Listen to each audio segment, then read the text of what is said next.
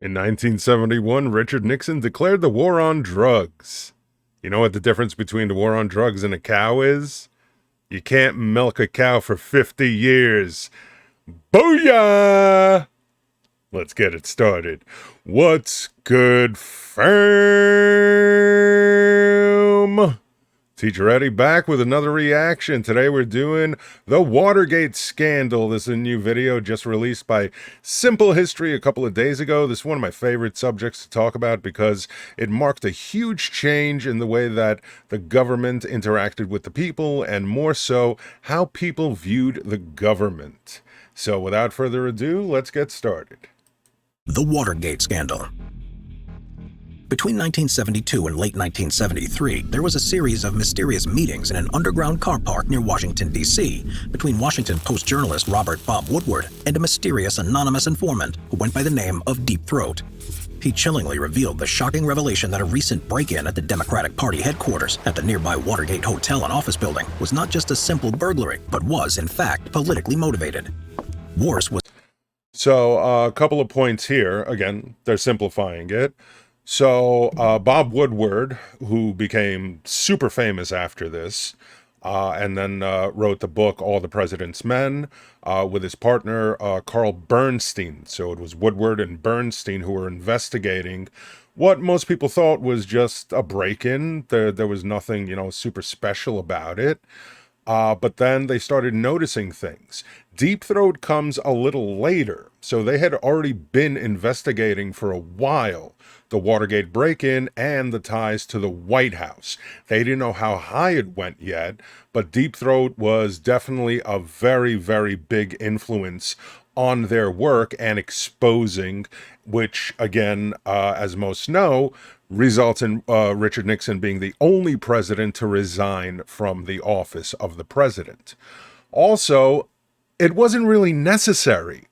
Nixon, a lot of people believe, was possibly schizophrenic, but definitely paranoid.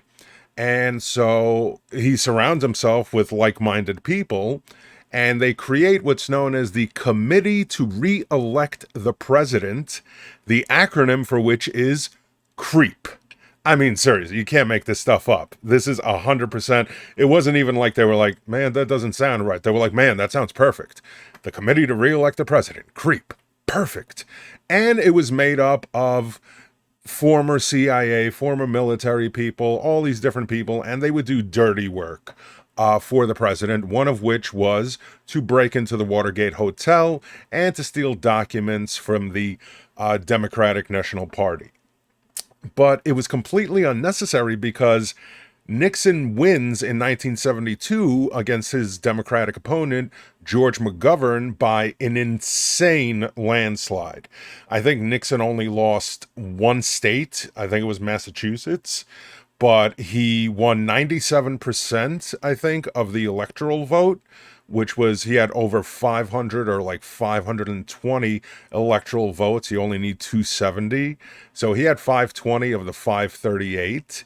And he had like 70%, I believe, of the popular vote.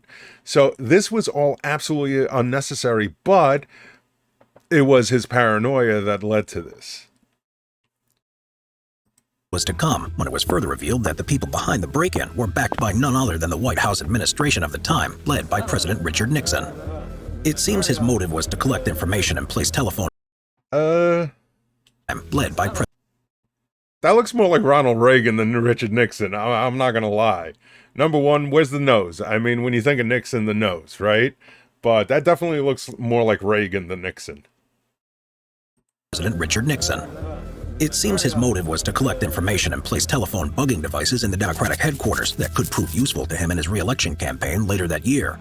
President Nixon had become both desperate and paranoid towards the end of his first term, as he scrambled to maintain his hold on the presidential office of the United States. I don't know about him becoming paranoid at the end of his first term. He was paranoid his entire life. He always felt like everyone was against him, right? Textbook paranoia. But this goes back to his feud with the Kennedys when he loses the election in 1960 by the slimmest of margins, by 100,000 votes, to John F. Kennedy. So, I'm going to say he was paranoid for most of his life, not just at the end of his first term. The other point that I wanted to make was, of course, Richard Nixon, one of the main things that people remember about him, aside from the Watergate scandal, are the recordings.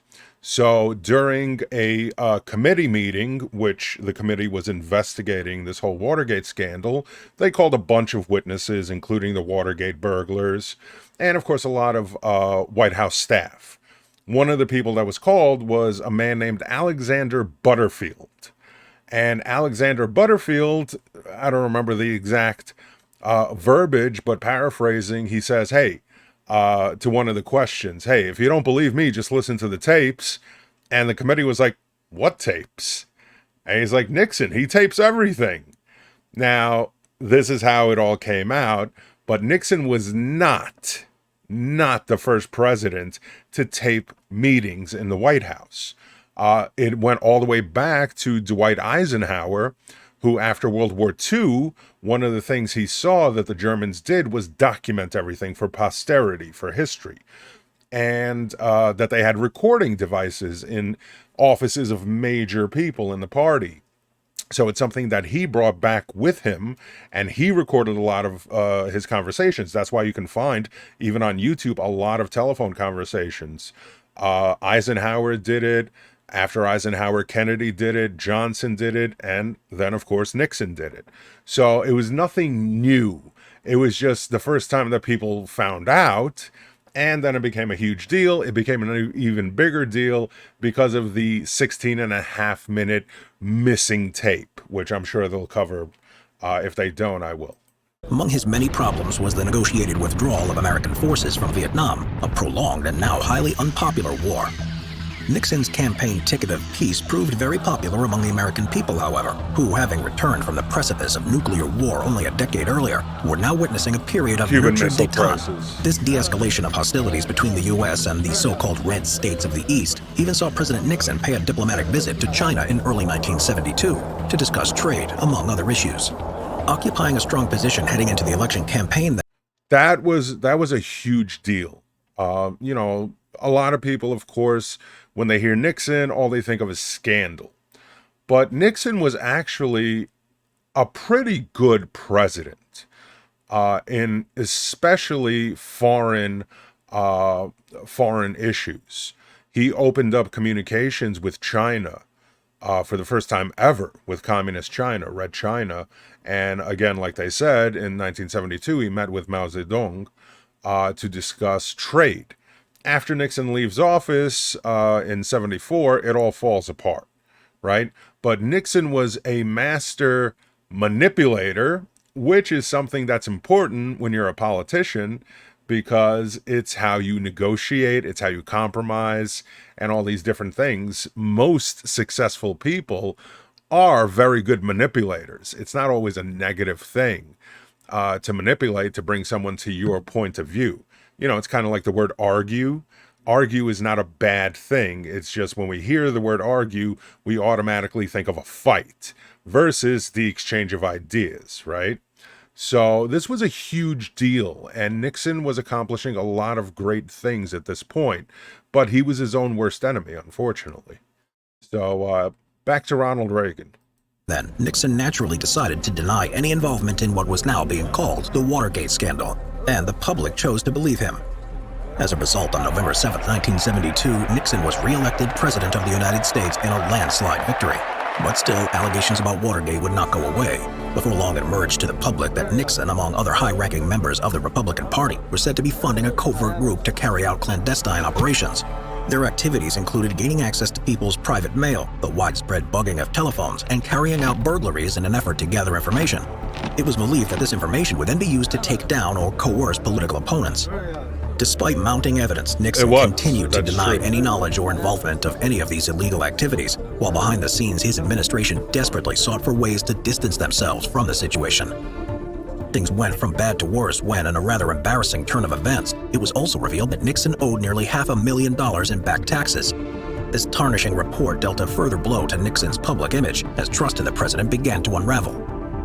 Throughout 1973, pressure was also piled on the presidency in the form of the Senate Watergate Committee, a special branch established by the Senate to investigate the Watergate break-in and any other activities of espionage associated with the 1972 election campaign.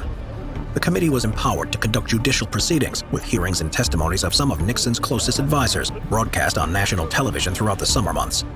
It was during these Watergate hearings that one of the most pivotal moments of the investigation occurred. In a line of questioning, White House Deputy Assistant Alexander Butterfield was reluctantly forced to reveal the existence of the now infamous White House tapes. The tapes belonged to a new recording system that automatically recorded conversations in the Oval Office, among other private locations in the White House. See again, that's misleading, saying it was a new system. Again, it wasn't a new system. It may have been a new recording equipment system, maybe. That I'm not sure about. I don't know if the other ones were automatic, even though I believe they were automatically recording, but it wasn't a new system in the sense that Nixon was, this guy's, I'm taping all the conversations. Henry, make sure it's recording, Henry. Make sure. We're gonna carpet bomb them like the Viet Cong with all these recordings. We're gonna be like Tupac. I'm gonna be Tupac, and you're gonna be Biggie, Henry. Yeah. House. Possessing all the incriminating evidence the committee would need, Nixon did everything in his power to block the release of the tapes and the investigation as a whole in the latter half of 1973. When subpoenaed under the initiative of Special Prosecutor Archibald Cox, Nixon refused to release the tapes, invoking his presidential right of executive. Yeah, I'm a 12-year-old. Archibald Cox. That's a great name. Yeah, Archibald Cox. Yeah, we're gonna give them all the Cox, Henry. Privilege. When Cox refused to back down and continued his push to expose the president, Nixon ordered his Attorney General Elliot Richardson to fire the troublesome prosecutor. Both Richardson and Deputy Attorney General William Ruckelshaus refused to comply, electing to resign in protest instead. While Cox was eventually removed by Solicitor General Robert Bork, his exit alongside that of... Wait a second. Now all of a sudden this looks like Nixon. Yo, simple history. What's up with that, man? You had him looking like Reagan the whole time? Were you making a Reagan video and then in the middle you changed your mind? You're like, let's do Nixon. But we'll keep the Reagan animations. While Cox was eventually removed by Solicitor General Robert Bork, his Cox was removed. Exit alongside that of two of the nation's leading legal figures infamously became known as the Saturday Night Massacre. These developments were naturally met with public outcry as calls for the president's impeachment began. By November 1973, the situation had become so bad for Nixon that during a televised Q&A session at Disney World's Contemporary Resort, he felt compelled to state, "People have got to know whether or not their president is a crook. Well, I'm not a crook." I'm not a crook. By early 1974, however, Nixon's defense had all but capitulated. In March, a number of the president's closest aides and advisors were formally charged on different counts of perjury, obstruction of justice, and conspiracy. In a last-ditch effort, the administration agreed to release an edited version of the transcripts made from the White House tapes. While the contents of the transcripts effectively swept away the last remnants of support for Nixon, investigators nevertheless pushed the issue further, seeking the complete release of the audio tapes. In July, Nixon was defeated in a Supreme Court ruling, and the White House tapes were released to the public. The unedited tapes conclusively tied President Nixon to the Watergate break-in and the further operations of espionage that surrounded the 1972 election campaign. Finally, with the Republican Party washing their hands of the situation on August 9, 1974, Richard Nixon resigned from the presidency rather than be removed from office. Nixon then retired from politics in disgrace, his reputation in ruins. Before criminal charges could be brought against him, however, Nixon was controversially granted a full pardon by the incoming president, Gerald Ford. Nixon... Yeah, and that's one of the main reasons why Ford was not... Well, I can't say Ford being re-elected, because again, for those who don't know, it's one of my favorite pieces of trivia. Who is the only unelected president of the United States? It is Gerald Ford.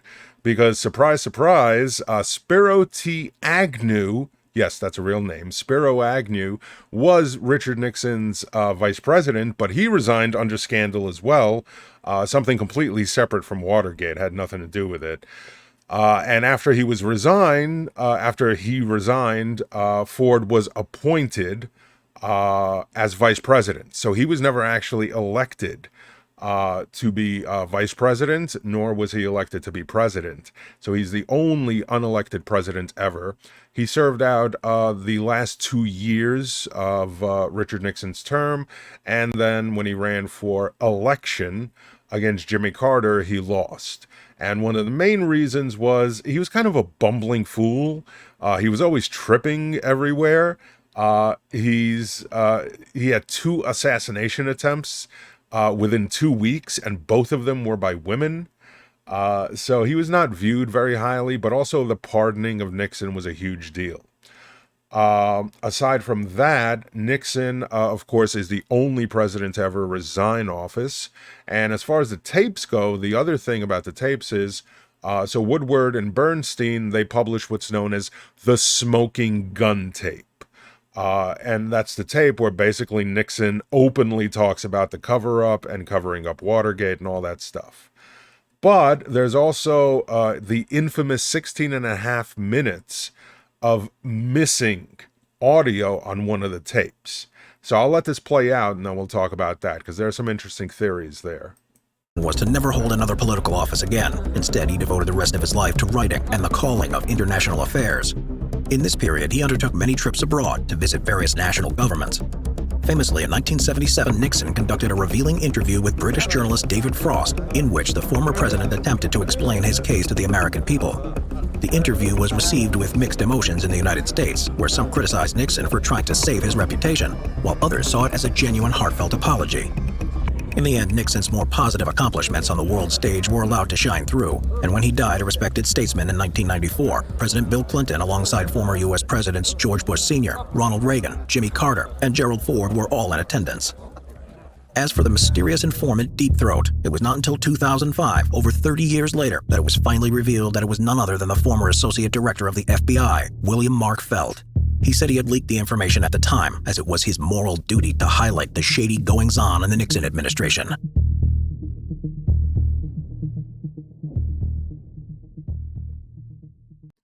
Very interesting video. I liked it. Simple history, great job as always. So yes, Mark Felt. I saw in the captions there it said Feld with a D. It's Mark Felt. Yeah, he turned out to be, and most people suspected that it was most likely him anyway. But of course, we got finality to it once he passed away. And then Bob Woodward revealed who it was. So one of the big mysteries is when they were reviewing the tapes, there was one tape where 16 and a half minutes was erased. And how it was erased? Well, apparently Richard Nixon's secretary, when she was reviewing the tapes for transcription, said that she had to take a call, and instead of pressing the stop button, she pressed the record button, and it overwrote the tape. Very convenient. Now, most people speculate, well, they released the smoking gun tape. They knew that there was, or, unless they were complete idiots, they released a tape where Nixon's openly talking about Watergate. So what could have been on that 16 and a half minutes that was so bad that it had to be erased? Because nobody believes that she accidentally deleted all that stuff. A lot of people think it was talk about the Kennedy assassination. Others think it was talk about the Cuban invasion, the Bay of Pigs invasion, and various other theories. So that's pretty interesting to look into, especially if you're, one of those conspiracy theorists. But otherwise, Watergate was a watershed moment, no pun intended, because it was, there had been, some mistrust of government, but that is really the watershed moment where people just felt like all politics was corrupt. Everything was corruption, right? And Watergate was the main reason for that. But either case, I enjoyed the video. I hope you enjoyed the video. I hope I could shed a little light on it for you. And of course, as always, leave me comments. Let me know what you'd like me to react to and any other points you'd like to make on this video. I've been Teacher Eddie, and I'll catch you next time. Let's shout out them Patreons. Fam! And shouting out the Patreons as always, starting off with the Chancellor tier, Alex, John Alonzo, and Windwalker. The Principal Tier, Addison Lynn, Blue Tech, Chad A, Clement Freeman, Laura, Moody Kakari, Nathan, Punk, Quiet J, Robin B, and Vijay.